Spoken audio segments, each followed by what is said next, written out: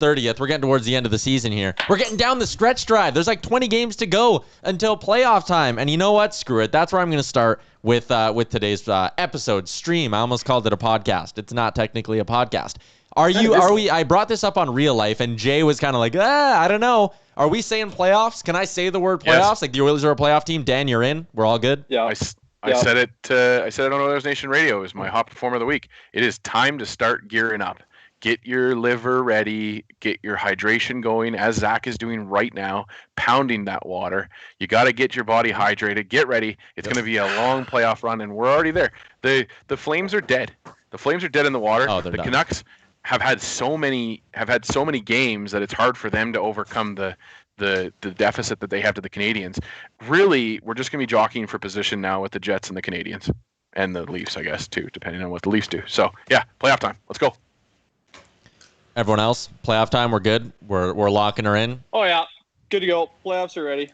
Get your car flags. We're talking about playoffs? Playoffs? Yeah, we're talking about playoffs. Yeah, totally. I don't see any reason why the Oilers aren't a playoff team right now. They've been playing really good hockey this season, and especially as of late, despite a couple tough games here and there, they're looking really good. They're looking prepared. They're looking like they're ready to go on a bit of a tear. I think they are. We're going to get to some potential playoff matchups, as you can see on the graphic here on the left side of the screen. I'm waiting to see, am I pointing at the right one? I am. Look at that. Everything's backwards when you stream. Thanks for everyone for tuning in. We're live on Twitter, Facebook, YouTube, Twitch as well. If you got questions, you can hit us up in the chat as well. As always, one of us usually ends up talking to our pets at some point. Sorry. The cat was scratching my things. Before we get into playoff matchups, though, I want to start with a big question here. Who is the Oilers MVP? And I know it's easy to just say McDavid. That's why I'm going to make each of you list off, if you had a ballot to cast for Oilers MVP, who gets your first place vote, your second place vote, and your third place vote. I gave you guys some heads up to think about this one. Josh Park, I'm going to come to you first. 1, 2, and 3 in Oilers MVP voting. How should it go? I almost feel like we shouldn't be allowed to say McDavid so that we already automatically have one more variation in there. But if I had to go top 3, number 1 is McDavid, obviously. If your answer is anyone other than McDavid, it's ridiculous. So number 1, McDavid. Number 2, listen, you guys know in the past I'm a big Tyson Barrie guy, but I only want to have one defenseman on this list. And if you're going to put one Oilers defenseman on this list, it has to be Darnell Nurse. He's having a Norris caliber season. He's been unbelievable. I would put Darnell Nurse number 2 on my MVP list. And then number 3, I'm going to go Mike Smith. I don't think the Oilers are at this spot in their season without the play of Mike Smith. Last night, we saw him make 4 or 5 10-bell saves late in that game. Look at the overtime period. The first opportunity the Oilers gave up, Mike Smith had to make a save on a 2-on-1 against arguably the best goal scorer in the NHL, Austin Matthews. Made the save, and that turned it going the other direction. So I would go McDavid 1, Darnell Nurse 2, and easy Mike Smith 3. Nation Dan, are you, like Josh Park, going to leave Leon Draisaitl off your Oilers MVP ballot? I can't pick up my laptop and show you the screen, but I literally have my top 3, and it is number 3, Mike Smith, number 2, Darnell Nurse, and number 1, Connor McDavid. Interesting. And so that's annoying. It's annoying that you copied me, Josh. You must have that worm that you installed in my computer. But yeah, to me, Darnell Nurse is winning the Norris Trophy right now. I know that we don't have the ability to watch all the other games, and so I'm at a deficit there. Mm-hmm. But Darnell Nurse, in my opinion, is at least in the top 3 conversation for the Norris, which is something that we can't even really say about 2006 when we had Chris Pronger on this team. So you have to go way back to Paul Coffey days to think of the last time that we had a Norris potential player other than Justin Schultz on our team. And so, yeah, for me, he has that spot. And then when it comes to the man Schmitty, the man they call Schmitty, he has come into this team. Mikko Koskinen kept us afloat to start the year. He was in a tough situation, having to play 12 out of 13 of the first games, not really getting any rest whatsoever. Skinner played that one game. Stuart Skinner played that one game against the Senators, and it was Koskinen the rest of the way. And now the flip has been Schmitty coming in and playing his absolute mind out. I don't think that anybody, when they looked at this division to start the year, would have said that the Oilers would have one of the top 3 goalies statistically in that division. So yeah, for me, the top 3 is the same: McDavid, Nurse, and Schmitty. I just wrote down deal with Dan's hot take as the last subject because we're going to circle back to that whole Darnell Nurse-Norris thing now. Zach, your MVP. Are you also going McDavid, Nurse, Smith, or are you switching it up? I'm going to switch it up a little bit. I mean, obviously, Connor McDavid is the number one in my eyes. He's had a great season this year. The numbers speak for itself. Darnell Nurse, number two, for all the reasons you guys listed. Number three, I'm going to go a little bit off the board here. I'm actually going to go with Jesse Puljujarvi as my number three vote. I actually think he's had a really, really good year. He hasn't been putting up incredible, goals and assists or anything like that, but his underlying numbers have been tremendous. The value that he's actually providing the Oilers offensively and defensively is astronomical and among the best on this entire Oilers roster. You look at the moments last night, you can see him back checking hard. Early in the game, he broke up a play, Austin Matthews entering the zone, where he back checked from behind the Leafs net to get back into the defensive zone and in position. So I think he's been real solid for the Oilers this year, and he's going to have my number three spot. If you are watching on Facebook, Twitch, Twitter, whatever, give us your top three Oilers MVP-wise. We want to hear from you right now. Throw it into the chat on whatever app you're on. Mine's a little different as well. Like Connor McDavid, number one, easy. Number two, I kept it as Leon Draisaitl, man. Like, I think without Leon Draisaitl, Connor McDavid's not putting up as many points as he is. Without Connor McDavid, Leon Draisaitl's not as good. Like, those two guys, to me, still have to be 1 and 2. And I understand leaving Draisaitl off. Like, I honestly can't really argue with Nurse being number 2, but Leon Draisaitl's second in league scoring. Yes, Connor McDavid's here, but, like, I put a lot of weight into that. You need goals to win games, and Draisaitl's been helping them do that. Number 3, I do have Mike Smith. This team they didn't have a great month of January, and things changed when Mike Smith came in. And I could probably have Mike Smith even higher. I could probably have him ahead of Draisaitl if I really wanted to, but Mike Smith since he's come in, he's been unreal, and Mikko Koskinen's got a lot better. There's been that ripple effect from Mike Smith coming back, so I'm going Connor McDavid, Leon Draisaitl, and then Mike Smith as my 3. Electronic Jordan on the Twitch chat said, this better be good. You guys are interrupting my pregame podcast listening. Shout out to my pregame podcast. I want to circle back, though, to what Dan said about Darnell Nurse potentially getting the Norris Trophy. And I'm going to hit you with it, Zach, because I know you're a numbers guy. I know you'll look around the league. Darnell Nurse for Norris. On a scale of 1 to 10, how crazy is that? It's about a 5 for me. Okay. Like I know I can understand the argument to be made for him to win the Norris Trophy. I mean, you look at it, he stepped up, he's scoring a lot of goals, he's putting up some great numbers, he's looking really, really solid this year. But the numbers don't necessarily always back that up. His defensive play and his defensive numbers aren't that great, actually, when you break it down. Now, a lot of that, too, is due to the fact that the Oilers, when Darnell Nurse is on the ice, are playing high-event hockey, right? We've seen all year Darnell Nurse and Tyson Barrie spending a lot of time with that top line and Connor McDavid and Leon Draisaitl. And as much as those guys give up or create so much offense, they also give up a lot defensively. So it's going to be a difficult conversation. I think from an analytics standpoint, I don't know if he's necessarily right there. But knowing the Norris Trophy voters and the PHWA, like, you're going to look at the goals and be like, how is this guy not having a Norris Trophy season? He's scoring at a really high pace. He's shooting an unsustainable 14% on the season, which is ridiculous for a defenseman. Do I think he's in the conversation? Absolutely. Josh Park, would you be stunned if Darnell Nurse won the Norris? I wouldn't be surprised if he was top 3 in voting. I'd be surprised if he won it, though. You know what? Obviously, winning it is a lot different than being top 3 in voting. I think the number one thing you have to look at with Darnell Nurse is not only is he having a career year, he's having arguably one of the best seasons by an Edmonton Oilers defenseman since the 1980s. Paul Coffey, look at him. He's on pace to put up 27 goals. 27 goals right now is his pace to put up in an 82-game season. That's absurd for a defenseman. You look at his shooting percentage and you say, okay, he's likely not going to sustain that for the rest of the season. If he even he's at 12 right now. If he gets to 20 goals, I think everyone's going to look at it and say that's a heck of a season for Darnell Nurse. So, you know what? NHL.com, they put out their trophy tracker this morning article. They do it once a week, and him and Jeff Petrie are tied in the North Division right now for first place votes for the Norris Trophy, according to NHL.com. So, There's a guy like Cale Makar. He's having an unbelievable season. We saw him have a great weekend once again. So, winning the Norris Trophy, would I say it's crazy for Darnell Nurse to think that could happen? No, I don't think it's crazy by any means. Honestly, at this point, I would be more surprised if he didn't finish in the top 5 in voting. I think he's going to finish in the top 5, maybe even top 3 in voting. So I would be more surprised if he didn't finish in the top 5 than if he won the trophy.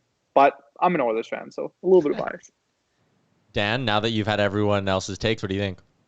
Well, and that's, a brilliant idea by me. Yep. It's a brilliant thought by me. Genius. To me, it's really on Oiler fans now.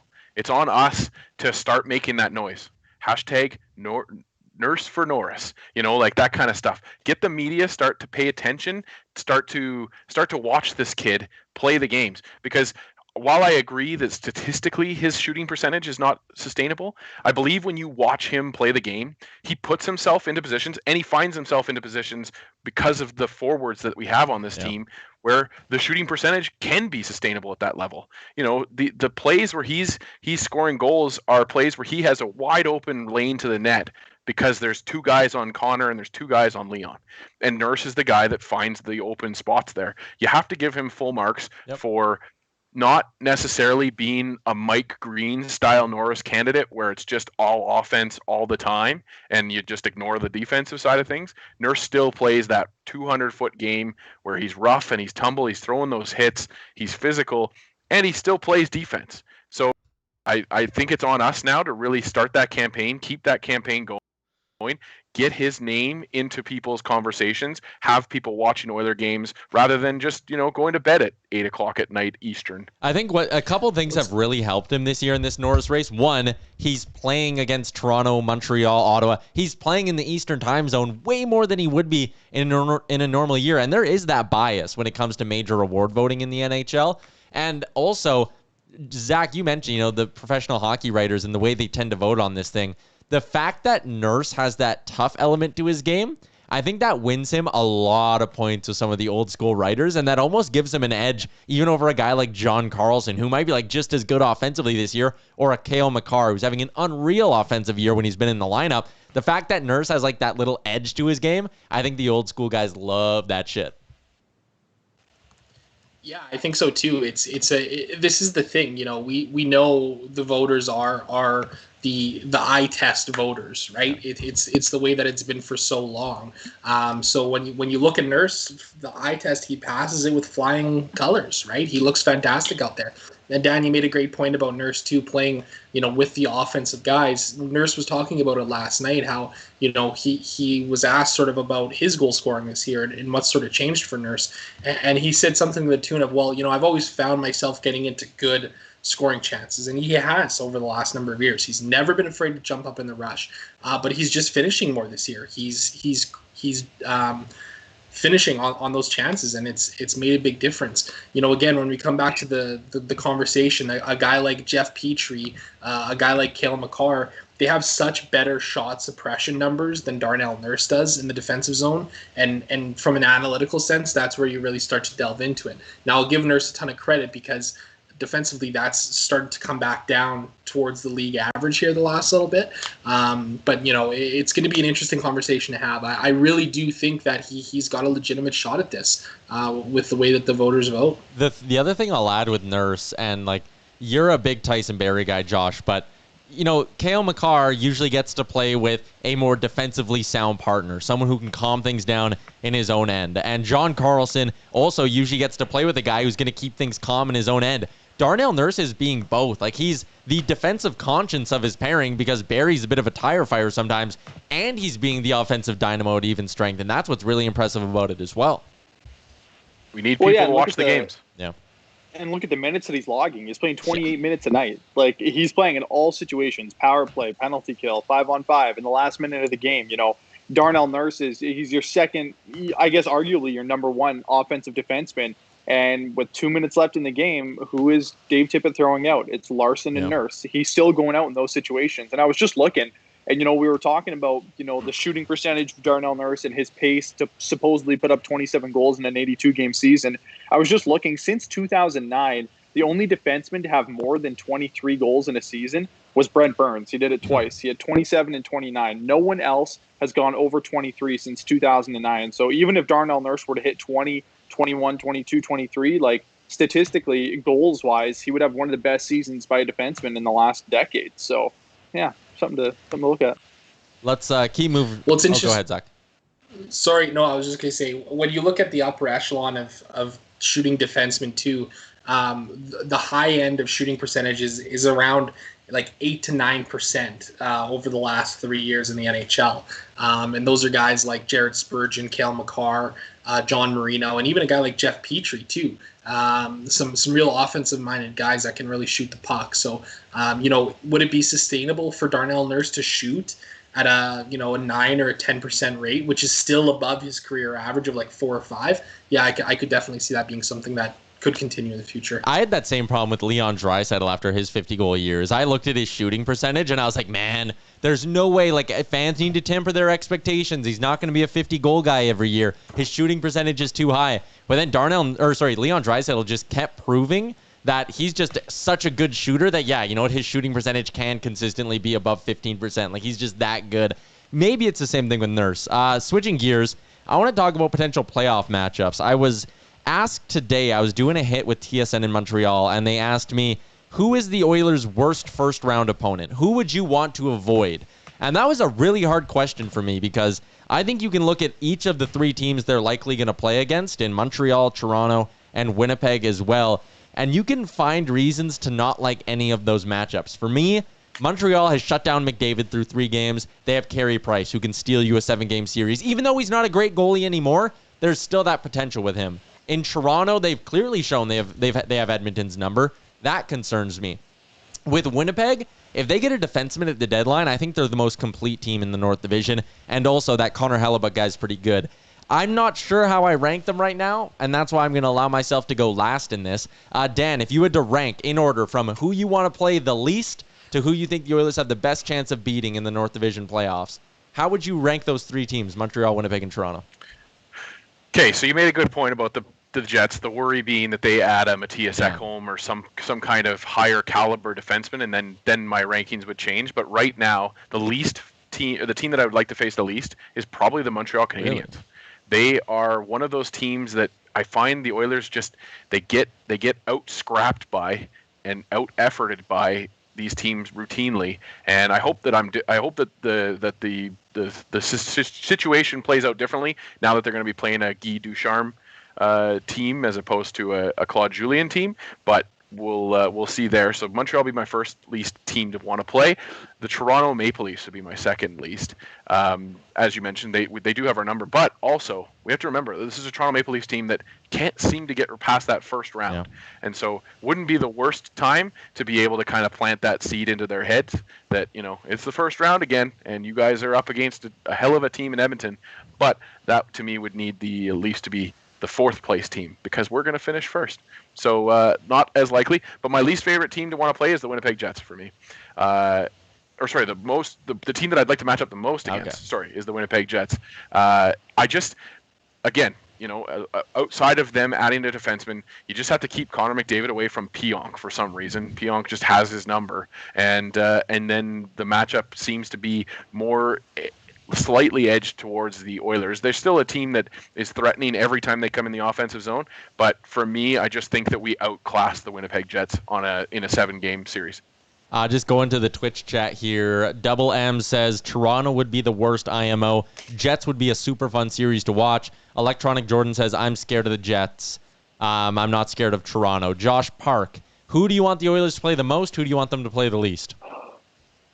I want them to play Montreal, honestly. I think if any of those 3 teams, it was going to match up. I think a likely situation, it's tough because if you think about it, Toronto, I don't want to say Toronto's going to finish first in the division because I still have faith that the Oilers could pull it out and maybe even the Jets. But if I could play any of those 3 teams, it would be Montreal. I think it really comes down to Carey Price. He's a super streaky goalie. If you can catch Carey Price and, maybe not one of the best times of his playing career, like if you can catch him in kind of a slump, I think that could probably be a good break for the Oilers. And I don't like Toronto. I don't like that matchup. I think they're too skilled up front. I think Austin Matthews is unbelievable. I think that Marner, we saw it last night, he's a great player.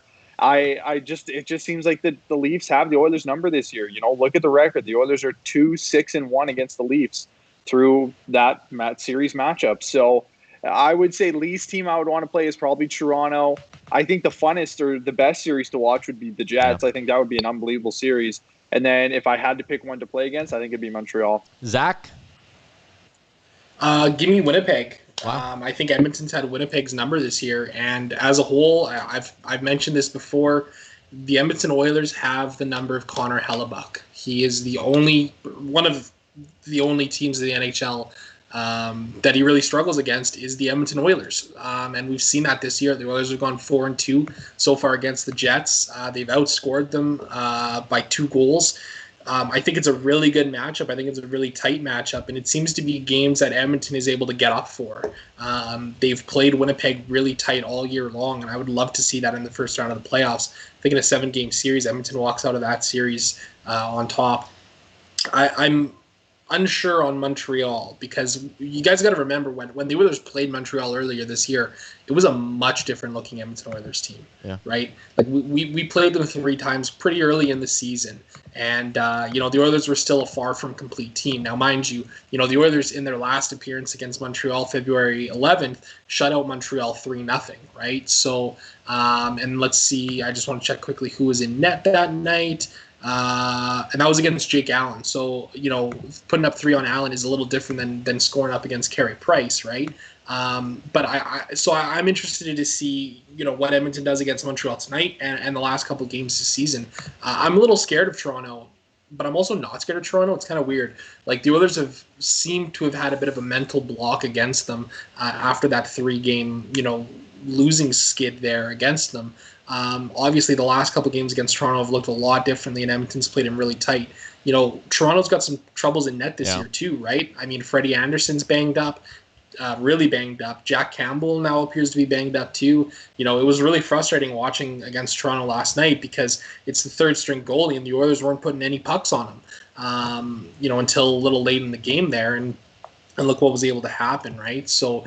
That's going to be a bit of a weird matchup if Edmonton sees Toronto, but give me Winnipeg all day.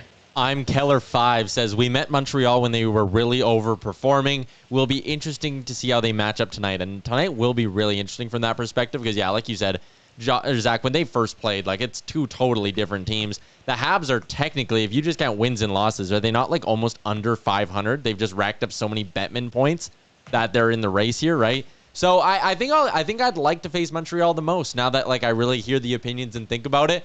Their forward depth, I think I'd rank it last if you were to go Toronto, Winnipeg, Montreal. Their defense is good. Goaltending though, maybe I'm not as worried about Carey Price, or maybe I'm more worried about Carey Price than I should be. So I think I might go Montreal and then Toronto, and then I'm gonna have Winnipeg as my least team that I want to see the Oilers match up against. I know the Oilers have their number. I know they've lit up Connor Hellebuck in the past, but man, that forward group is deep, and they have Pierre-Luc Dubois now, who they didn't have when they were playing the Oilers, earlier in the year. So Winnipeg would really concern me.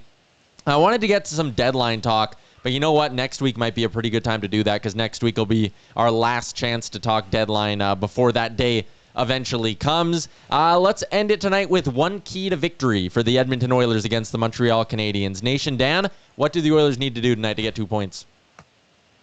Well, I said it for the Toronto series, and I wasn't so much right there. But I do believe that the first period is where we cut our teeth every time. And if we come out and we have a goal or 2 ahead of them by the end of that first 20, I think we win the game. So for me, it's come out, give that consistent effort. Don't get discouraged if the puck doesn't go in the first 5 minutes, but just keep pressing and keep going and make this team doubt themselves again, coming off of a long stretch where they weren't playing any hockey. Josh Park?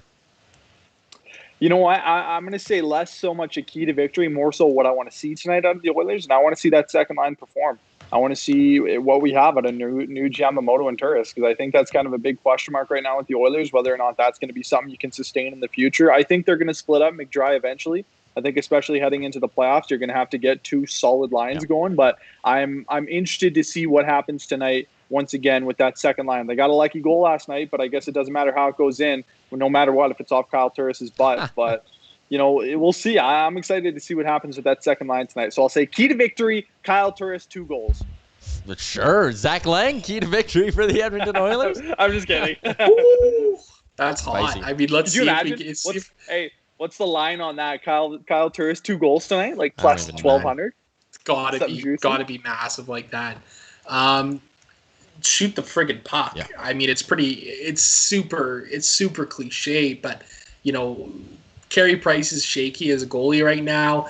Just doing a quick look here, Carey Price has his worst save percentage numbers against the Edmonton Oilers. In 14 career games against the Oilers, he's 4-9-1 with an 872 save percentage. That's really terrible. Yeah. So shoot the friggin' puck. I mean, we saw it last night, and I mentioned this a few minutes ago, how frustrating it was to not see the Oilers so engaged early on trying to get pucks in deep and get pucks on net. So I'm going with the cliche here tonight.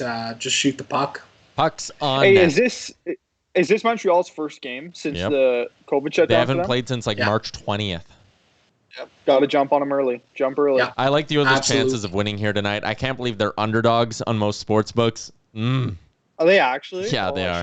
Shouldn't have emptied my account on the Oilers minus 1.5 last night. No, you shouldn't have done that. All right. Thanks for tuning in to State of the Nation. Guys, enjoy the game tonight. Everyone, thanks for tuning in.